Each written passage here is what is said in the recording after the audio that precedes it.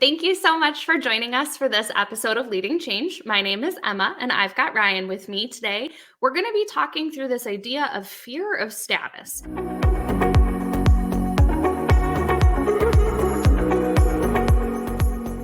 But Ryan, can you give everybody an introduction?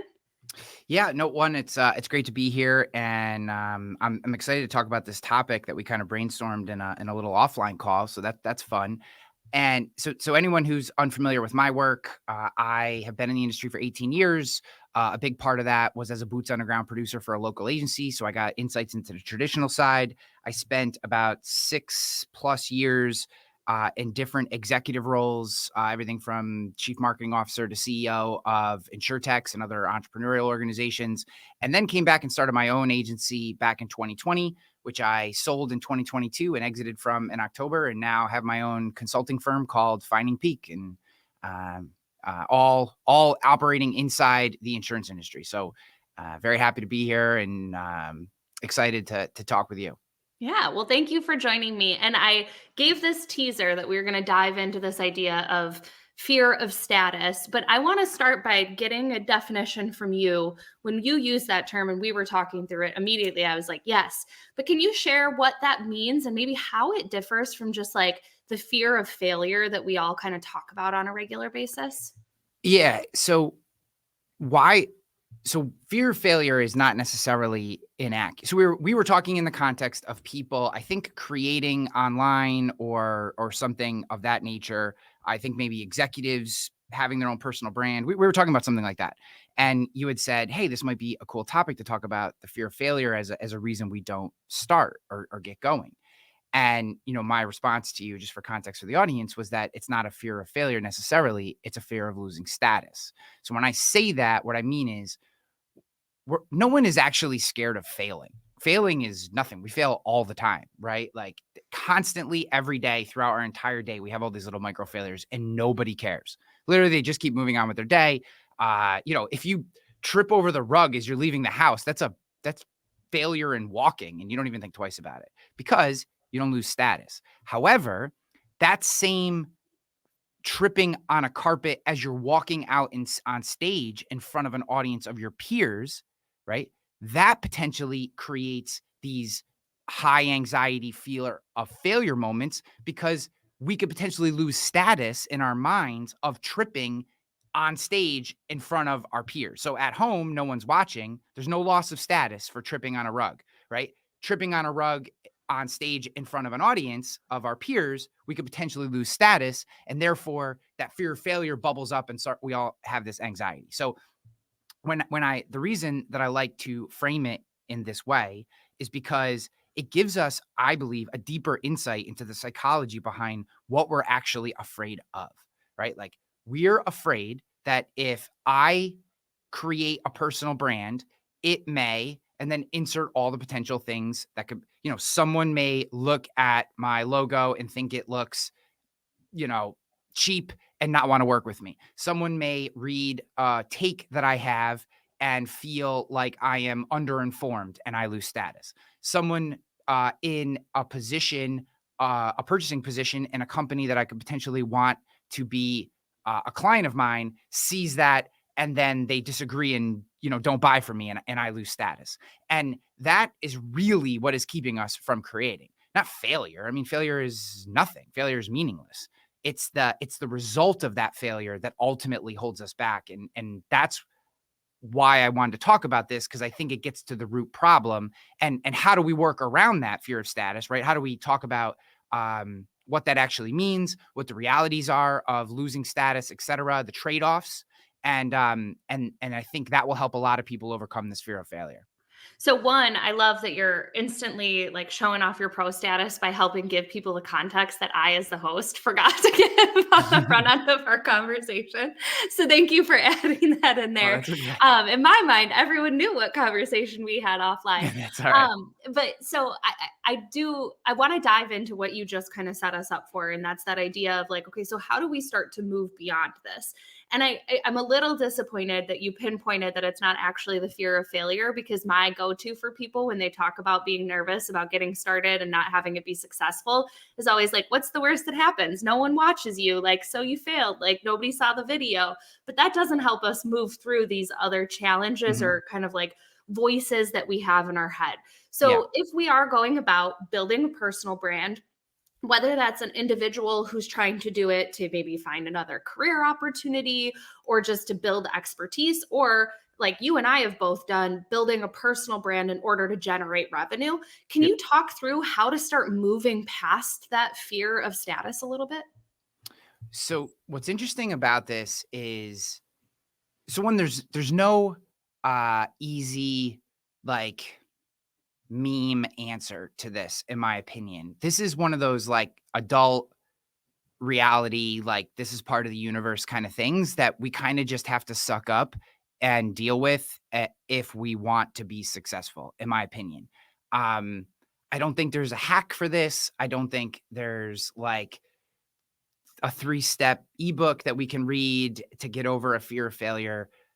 We just have to live in some realities. And I think the first thing is, will a personal brand actually help you achieve your results? I think that's a very real question we have to answer ourselves. I used to be in the camp of everybody needs to have some sort of personal brand. And if I had to choose, I would always index towards yes, you should. And I could talk about how, like, if I didn't have a personal brand over the last 10 years, my career probably wouldn't have went a very different direction and most likely not for the positive. But I think we do need to ask ourselves, is it important? If your work is not your life, and there are many people who their work is not their life.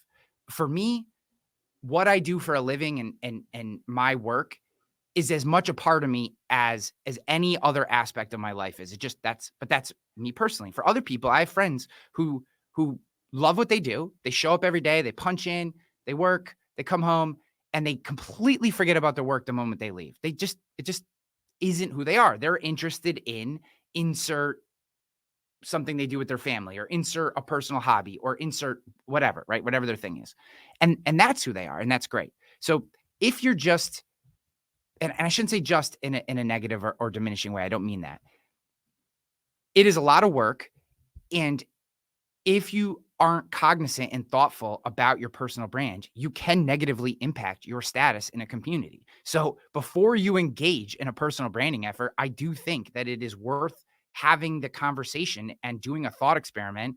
Maybe use the Socratic method and just ask a series of whys, right? Until you get to, does it make sense to actually have a personal brand? I think 9 out of 10 times the answer to that is going to be yes, but it may be no. And in that case, I would not engage in this type of activity because it could hurt your status inside an organization. Okay. So that's one. So let's assume the answer is yes.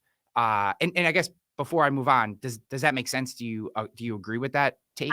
Yeah, I do. And I think that that's actually matches up really well with something that we talk a lot about in our community is like figuring out what your North Star is and why you're trying to build the brand in the first place. Um, and to your point, not everybody is going to have a North Star that they drive towards with a personal brand. And I've got friends, like if you're a nurse and you're going in and you're working day in and day out and you don't have a desire to go and start building a speaking career or any of these other things, like is spending a bunch of time on LinkedIn going to be your best path to growing your career? Probably not. And Yep. so to your point, I always opt probably in that 9 out of 10 camp as well, but it's not for everybody. And it does Yes. take a fair amount of work. So I think it's Yes. very fair to say, like, sit with yourself, figure out what that North Star is, and then figure out how you build towards that ultimate goal. Yeah, completely agree. And I think that's a great way of framing it. So let's assume for this experiment and this thought process that we're putting together here, that you're part of the 9 out of 10 or 8 out of 10 that a personal brand is going to help you. Okay. So the next thing that we have to think about is, I think it's worthwhile thinking through what are the positives and what are the negatives. You can do a list. I don't particularly love lists because I don't ever I don't ever end up using them, but for some people they work. I think See, there's all I'm a different ways. list person. I Yes. like have to list things. That's how Yes. my And brain works. I think this is completely on personality and work style. So Yeah. I'm not saying right or wrong. I think a list could work. I think just spending some time in your thoughts, going for a walk, journaling, whatever your process is for getting your thoughts out of your head. For me, I need to talk through it. So what I would do is I would call a mentor and say, "Hey, do you have 20 minutes for me? I want to talk through something with you." And I actually have to hear the words come out of my face and hear how they sound as I'm saying them to the person, watch their reaction, get their reactions, and then keep bouncing ideas back and forth. And that's how my brain gets to an idea. If I just write it out, a lot of times that's like a start, but I never feel confident. I have to talk it through. Okay, that's my process. So let's think about what are the actual positives and negatives, because there are. I don't want to Pollyanna this and be like, "Oh, personal grant's amazing and nothing can ever happen to you." That's Unfortunately, that's not real. No. If you say stupid things, if you say things that are possibly offensive, if you take a strong stance on something, there will be people who take the other side and potentially don't want to work with you, or potentially think they're going to have an opinion of you. This is part of what stepping out and taking a personal brand is. And really, this is, I'll take a half step back and say, if you are unwilling to build a personal brand that stands for something, doesn't mean this has to be some crazy, extreme 10% view. Just if you aren't going to build a brand that stands for something, I honestly think that's going to be a net negative for your status. So you have to pick something. You have to pick a thing that you're going to stand for. That could be something not confrontational at all, as in marketing language, or in terms of like how you sculpt something. Maybe you're a copy editor. Maybe you talk about systems and processes inside your internal technology, whether that's an AMS in the insurance industry or accounting software or whatever. Right. So there are all kinds of places that you can take stances, have opinions, and share your expertise that aren't confrontational or aren't going to create problems. But we do have to figure out what that thing is, and if taking that stance is going to position you against the company you work for, potential clients, et cetera, right? So an example, a very extreme example, and this is a mistake that some people make, is they'll have this vein of personal brand. Boom, boom, boom. It's nice and tight. I'm talking about sales, and then all of a sudden, I write like, everyone who voted for insert candidate on whatever side is crazy because how could you possibly, and all of a sudden that's now your brand, right? So it's like understanding what your focus is going to be and understanding the negatives to it, right? So if you don't want to be political, don't be political. Don't you dare right? go down that path. Yes, because that's kind of like a Pandora's box issue, right? And that can negatively impact your status. So going back to this thing, there's no fear of failure. You're not posting something political is not a failure, right? Because I just don't think that's the right way to frame it. However, it will have a status impact for the groups that align with that, right? The groups that align with it are going to be like, "Oh, you're one of us." And the groups that don't are going to be like, "You're one of them." And, and that starts to happen. So I think, I think one thing to add to this too is like when you open yourself up to like putting information out on the internet, even if you're not doing something combative, you're still going out into the internet, and the internet's a weird place. Mhm. And we talked a little bit about this, but like sometimes you can make a video and like someone will come and like just like attack your physical features, Mhm. or like start to come at you and kind of attack your status from a different standpoint, and not even necessarily like what you're approaching as the problem or your viewpoint on something. But there's going to be people that just like don't love that you're building a personal brand or putting yourself out there. Yeah. So you do have to kind of be prepared for that potential knock to status, even if it's not at your ideas, but something unrelated Yeah. just by nature of being on the internet. Yeah. So realize, I think, I want to frame this properly, what I'm about to say, so that it comes out in a way that isn't offensive. We live in a time where there is this false sense that everyone is good people and people don't have negative feelings for other people, right? We all like to live in this kumbaya world of like, oh, we all just, business is good and we all just get along. And, if we just do the right things, good things will happen. And no, that's not the way it is. At all times, all people are playing power games. And when you start to build, let's say you write a post and it's thoughtful and it hits on this key point that other people haven't heard framed in a particular way, and it starts to go crazy. People are like, wow, Emma, we love the way you are framing personal branding. It's amazing. And I'm a personal branding expert. You know what I start to say? That Emma, she doesn't know what she's talking about. She hasn't been around as long as me, right? Oh yeah. What does she know? Or, she wears glasses and people with glasses aren't as good at personal branding as people who don't. All this crazy stuff starts to happen because now you are taking the attention and gaining status, and most other people will see that as their own status being put down. So there's all these, and again, this is why I don't like to frame it as failure, because these are all the things that are going on in people's heads when they're not creating, right? They're like, what if I say this and my boss doesn't like it, right? Like the first rule of the 48 laws of power is the one that I break the most, which is never outshine the master.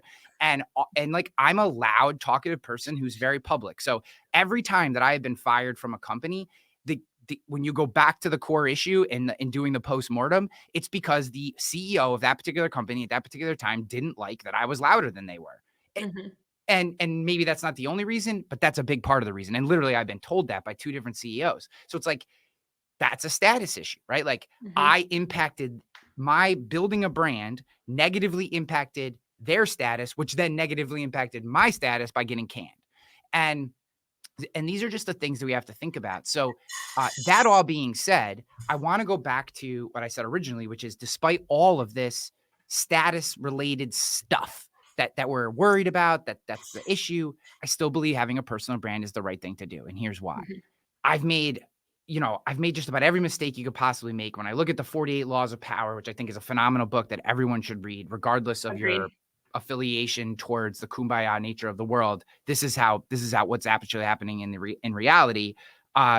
People are playing these power games all the time. And I'm not saying we should use them, right? Because it's kind of like, with great power comes great responsibility. However, knowing what they are allows us to, one, sidestep things we may be doing inadvertently, because in every case that I just explained where I was kind of outshining the master, I did not mean to be. It was not my intention. My intention was to be a proponent or an advocate of the product that I was with. That being said, in looking back, I can see how what I did was inappropriate, and I should have massaged things a little better to keep that status in check. So by understanding the power games that people play, it allows us to build our brand in a way that doesn't negatively impact us. Okay. So by having a personal brand, I have been able to continue to navigate the insurance ecosystem at a very high level through multiple entrepreneurial endeavors, including my own. I've been an executive for 4 different companies, managed teams as large as 30 people, sales, marketing teams across multiple functions, national, all this stuff, tons of speaking gigs. And this sounds like I'm bragging. I don't mean to be. The only reason that I was able to navigate through all of these changes, ups and downs, is because I have a brand, because people know exactly what I stand for, who I am, what you're going to get. Like, you're going to get a loud, fast moving wartime general. That's what you get. If things are going well in your organization and you just want to cruise, you don't bring me in. You don't, right? That's the truth. And I'm okay with that. I don't want to go work for a large kind of corporate bureaucratic organization that just wants to cruise and grow incrementally. So it works really well for me that the companies I tend to work with or for are these hard charging organizations that are in a growth moment that want to go to the next level. And oftentimes when we get past that level, they look at me and they're like, yeah, probably want to get rid of him now. Right. And that seems to be the case. But it allows me to keep playing the game because people know who I am. If you don't have a personal brand and you rise to a position inside an organization that you love and something happens, it could be just downsizing. It could be the economy. It could be something happens, new leadership comes in and they want to bring in their own people. There's a million reasons why you could be asked to no longer participate in a company. If you don't have a personal brand, now you're kind of starting from scratch again. Now you have to go back out and try to prove what you are or who you are to someone. and maybe you might have another miss on a company because they don't necessarily know you and you're trying to figure out who they are. Where if you have that personal brand, what happens is the people who are attracted to the way you are tend to come to you, and you have an opportunity to actually pick the projects that you work on. And I think from a revenue generation standpoint, my focus has always been on how to use your personal brand from a social selling perspective, whether that's a company that you're running on your own or selling for. One thing that you just brought up that I think resonates really well with the way that I approach this as well is this idea of like attracting the right people to you. Mm-hmm. So, like in my sales career, I'm not the same as many other enterprise sales reps in the technology space are. A lot of them could be my dad. I'm not everybody's cup of tea, and that doesn't work for everybody. And there's people that are going to want to work with my dad's persona as opposed to me. But through my personal brand, I've been able to display exactly who I am and what it looks Mm-hmm. like and how it feels to work with me. So the buyers that approach me and come in through inbound channels know exactly what they're getting when they work with Ema. I'm not a wartime general. I'm somebody that makes bad jokes and makes up words and does like ridiculous TikToks. But at the same time, I'm somebody who's consistent, that shows up all the time and will like think critically about the problems that they're coming up against. And all of that is showcased in my personal brand and the way that I show up online. And so I think that that's a really important piece to bring up, is that the status can help elevate you too. Yes. And like you can fear what that status is going to look like, or you can embrace it and use it to step into the right kind of working relationships moving forward. Yes. I think the key to this concept is once you decide to step into the world of personal branding, your status becomes like a video game meter. And relative to every single person who sees you, right? It's not like you're here for everybody, right? You're here for some people, you're down here for others. That's just the way it's going to be. You can't make everybody happy. Not everyone is going to like you. Not everyone is going to want to work with you. The other reality that a lot of people don't want to deal with is if people aren't liking your stuff, there's a good chance it's because it's terrible, right? Like there's a, unfortunately, right? Like unfortunately, how good you are at telling your story, at creating content that's valuable, it becomes blatantly obvious, right? Like you can have all the opinions you want offline and feel as smart as you possibly want to think you are, when you're not sharing stuff. But when you start engaging with the broader ecosystem, the market tells you how good you are. I mean, that's really what it is. And this is a tough thing for people because they share something and in their head, they're super smart or super funny or super good at telling stories, and they share it and no one relates to it. No one connects with it. And it's hard to find out that you're not actually good at this and you need more work. And a lot of people don't want to deal with that internal status hit as well. They want to feel like, well, my opinion's the best, or I'm the best storyteller, or I can sell anything. Okay. When you put it out in the market dictates whether you're good at it or not. And that's another really hard thing for people to deal with. I think that's part of life, and you just need to keep working and getting better. And there's all kinds of ways you change it. One post doesn't define your career, but like it is a real thing that there are people who see themselves in a certain position and then they start sharing content or sharing ideas and it doesn't resonate. And they really struggle with the disconnect between where they see themselves and where the market sees them. And that can be very, very difficult for people, especially people who've been around the game for a while. So that's another big hesitation that I see people having. Well, I think, Ryan, we could probably keep going for quite some time with this. But I want to actually just ask you one last question here Sure. tied to that idea. And you mentioned like one post doesn't define you. And that oftentimes we end up needing to iterate and like learn, because again, the first handful of posts that I made, nobody cared about. Yep. And to where I'm at now, I've learned a lot along the way. I'm going to challenge you. I want you to give one tip, just one, for people in terms of how to like find that voice or like hone into kind of that like continuous learning journey when creating content. Yeah, this one's easy. Tell the truth. Ooh. Don't try to be something you're not. Done. Yep. Authenticity. That's, I I love the word authenticity, but I also don't, because I think it's been kind of bastardized It's true. by branding professionals. So that's why I say tell the truth. I don't think you're wrong, and I think authenticity is the actual appropriate word. I just I feel like I'm it's with you. been I've heard it yeah. used in places that I Yeah, don't yeah. So I wasn't trying to call you out. know it I like this idea of just telling the truth, because and I heard this from I don't know if people follow Dr. Jordan Peterson, but he has this whole vein of content that he shares around this idea of telling the truth.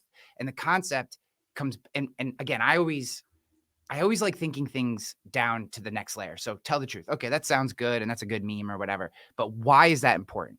When we tell the truth, we live in reality. There is no other way to live in reality. This goes for relating to your spouse, to your children, to your friends, to the barista that makes your coffee, right? If you don't tell the truth, then that person is going to respond to not reality, right? So if you and I are working together and you you create a piece of content for my business and I think it's garbage. And I go, Emma, this is, I really like what you did here. This it's not our normal style, but I like that you're taking a chance. And this is good. We're gonna share this. Well, but in my head, I'm like, this is absolute garbage. She's completely missed. And I can't post this because it's so contrary to our brand, right? You in your mind are going, wow, I did a great job.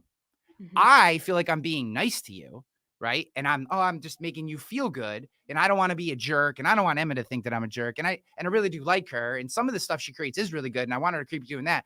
Well, but I didn't tell you that. In your mind, you're now thinking, okay, so now expand that into social media. Okay. So if you think, because let's say you're a CEO of a insurtech company, you're an entrepreneur, right? And you feel like we have to talk about, I don't know, recruiting. And there's some, and I feel like, good organizations recruit through a 7-step process that does this and and asks these questions. And I write this whole thing, but it's not actually what I do, right?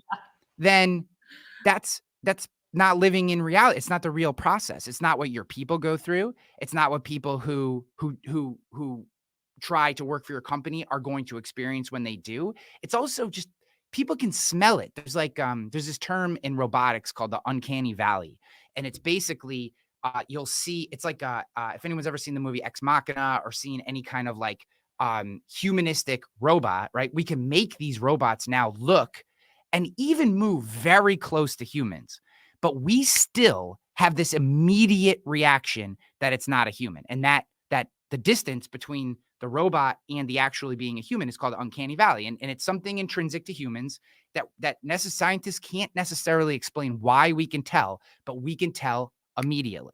And this, I think, goes for the content that we create as well. When it is inauthentic, when it is not our truth, what we actually believe, people can smell it. They can smell it almost immediately. That's not who you are. That doesn't feel right. That doesn't sound right. That sounds like something you're saying because you think it's what should be said and not what you actually believe. It is okay, completely okay, and in the long term will pay substantial dividends to just tell the truth on what you actually do. And even if you're like, you know what, I think we should have a 7-step process, but our process is completely right now, and we only asked one set of questions. And so we make some bad hires because of it, but I got 10 other things that are on fire, and I just can't deal with that right now. That is what people want to hear, Mhm. not here's what you should do. Because what that says is, here's somebody who I respect, who's doing something important, is openly sharing that right now they are prioritizing other things than HR and recruiting, which, right or wrong, is very interesting and important, because many other companies in that situation are probably doing the same thing, But no feeling one's talking terrible, about it. and no one's talking about it. So Mhm. tell the truth. And if you tell the truth, I promise you, over time, it will pay immense dividends. And here's the very last thing I'll put in this. I promise I'll shut up. You're fine. Obviously, making words come out of my face hole is not a problem for me. That's not the thing. So here's the thing. When you constantly tell the truth, right? What you start to figure out is who you actually are.